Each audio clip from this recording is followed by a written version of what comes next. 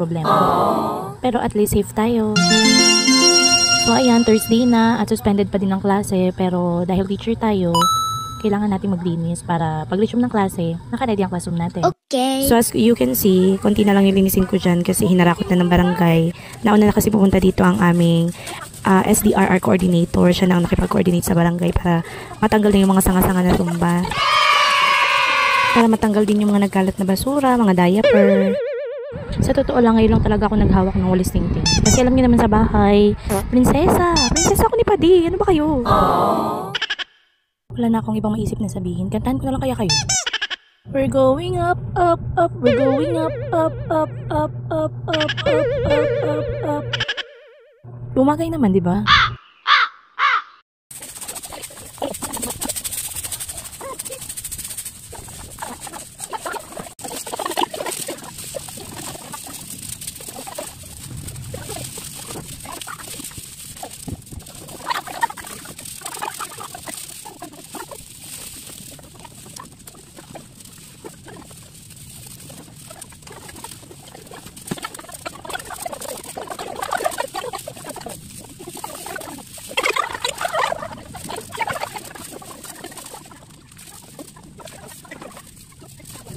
And tadan! Ayan, tapos na kami maglinis, kaya nag-meeting na kami ngayon. Nagtatalo-talo talaga kami kung saan kami kakain kasi mga gutom na yan. O, tingnan mo, nagtuturturo na.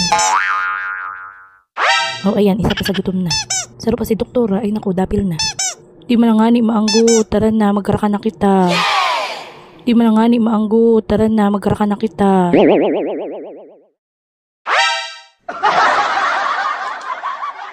Ingani maanggut, gwapo ka na nga ni, buti pa si Sir Nuli, relax lang.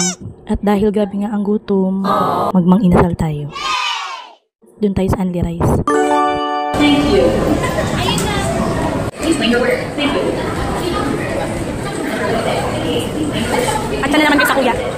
May kasama kayong kuya, yung halo-halo, kailan mo na? Kambo. Pwede na kita bigyan ng sabaw? Sabaw? Lang ka. Halo-halo. Tsaka kuya, sabaw. Wala yata. Kamay-kamay na talaga dito, be. So, ayun lang. Salamat sa panonood.